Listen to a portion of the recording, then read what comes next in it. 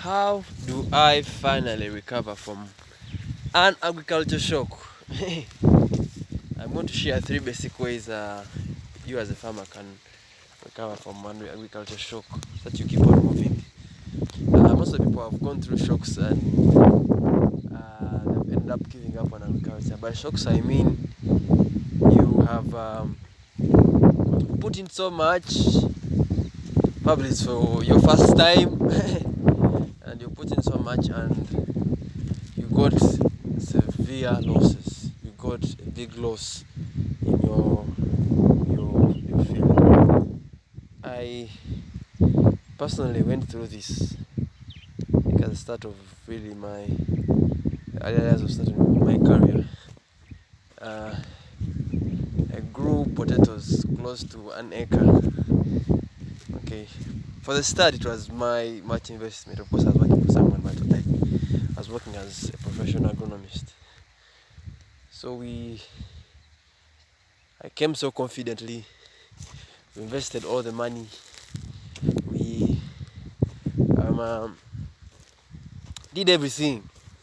I did everything scientific. Put the line straight. Made sure I even buy specific fertilizers for potatoes, Irish potatoes.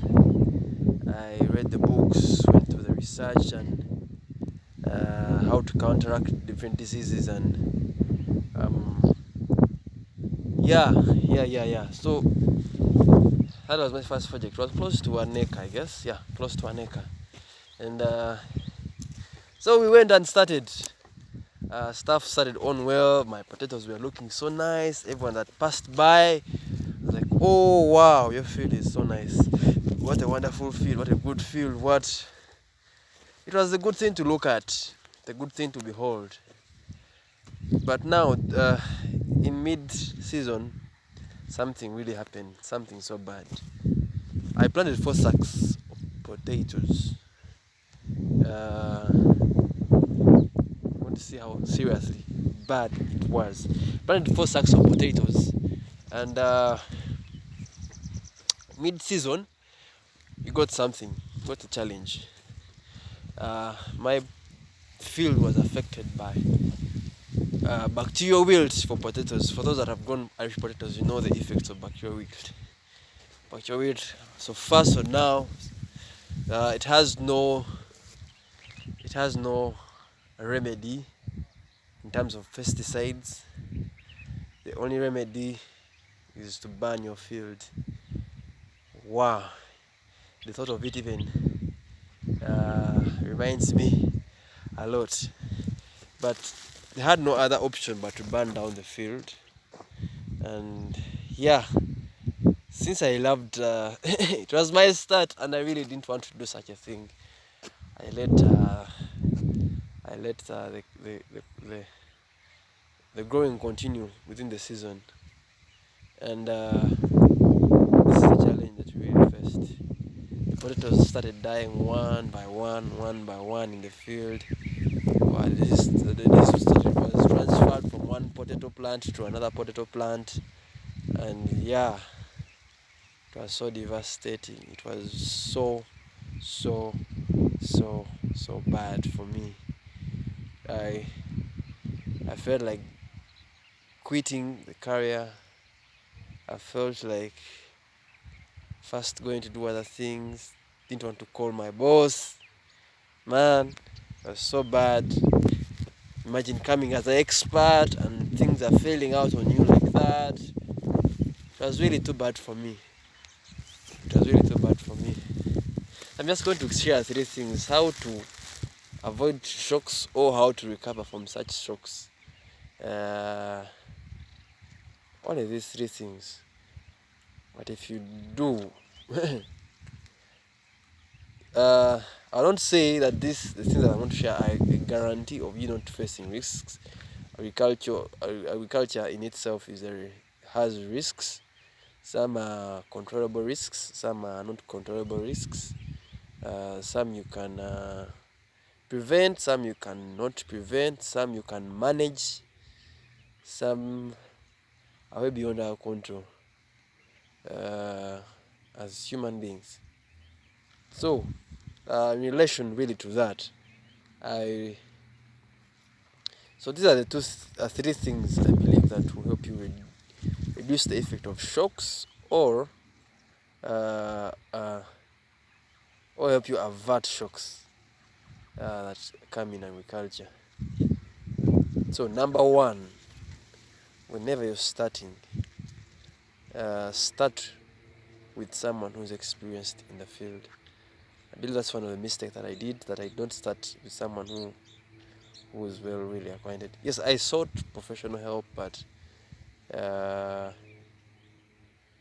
yeah, yeah, yeah, yeah, yeah.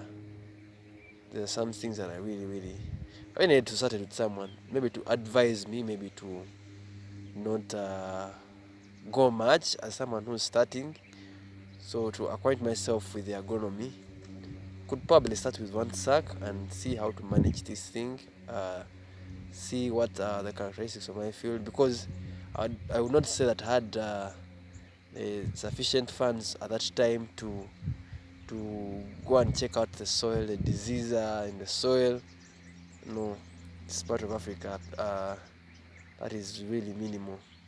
For someone to do a soil disease test, usually do nutrient tests, but if people do soil disease test, I believe it costs quite a lot of money to do a soil disease test. So yeah, so there was a challenge really that.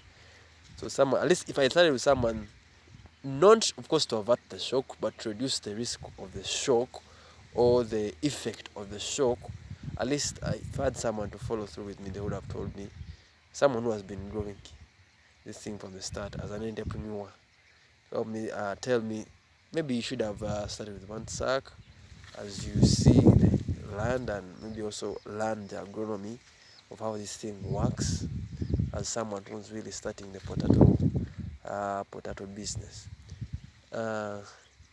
Yeah, many times probably many people want to start alone. They just want to go and watch very many YouTube videos.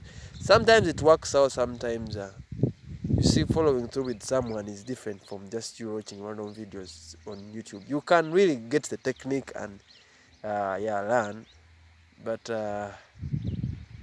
sometimes you need someone to hold your hand. If you can access them, it's okay. If you cannot access them and YouTube is your only guide, then you can really go on, but at least have some guidance of someone who at least who has had some experience of some years in the thing. And then number two, I think that I have shared that start really, I'm not going to say start small, but when you're starting, start in a manageable size, that as you do the agronomy, as you do the production of the crop, you're acquainting yourself with the agronomy. So start with a manageable size. Do not really go extremes of going extreme budgets,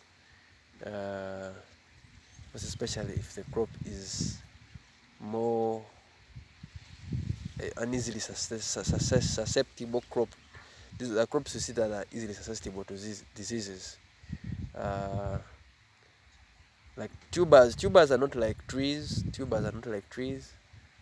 Trees can have at least some great survival, some resistance compared to tubers and vegetables.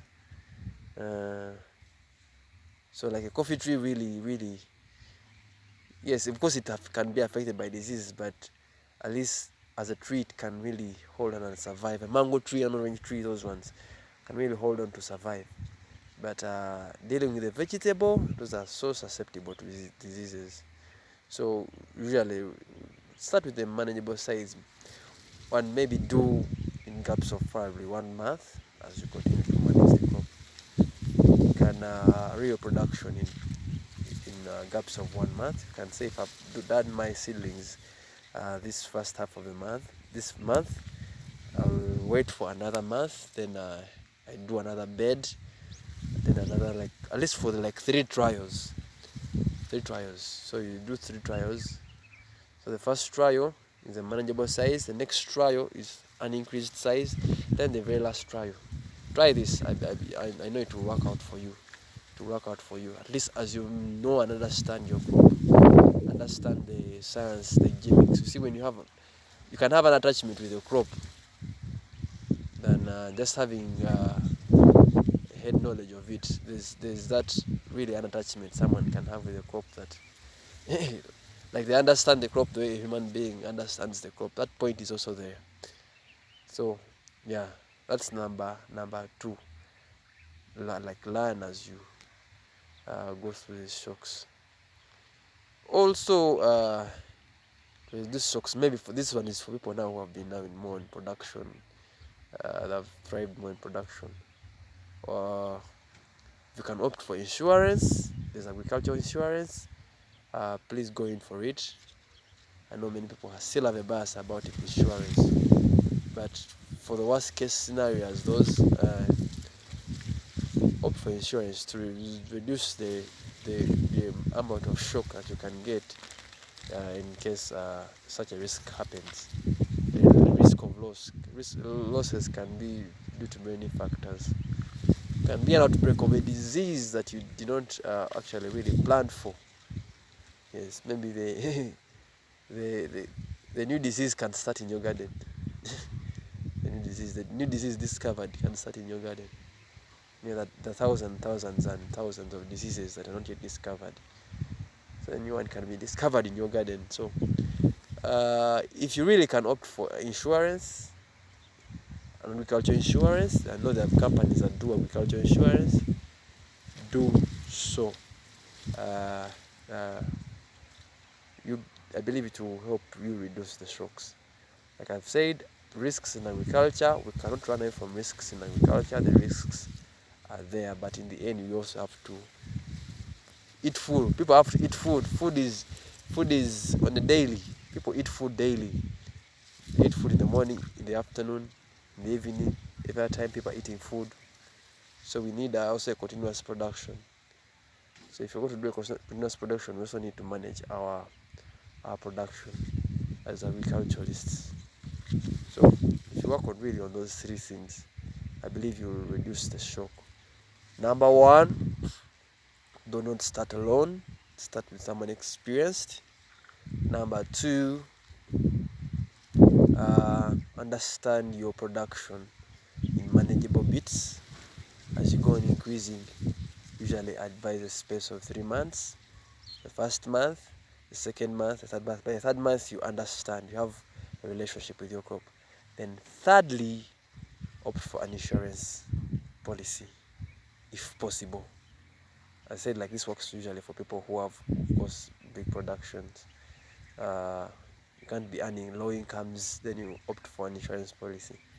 Yes, it can work, but insurance policy, I believe, will work better for someone who is doing, who's earning incomes that are consistent from their agricultural production. Otherwise, in the meantime, thank you for being on this video. If you like it, share the link, subscribe, and yes, let's meet on the next video. I wish you the best in your production. Bye.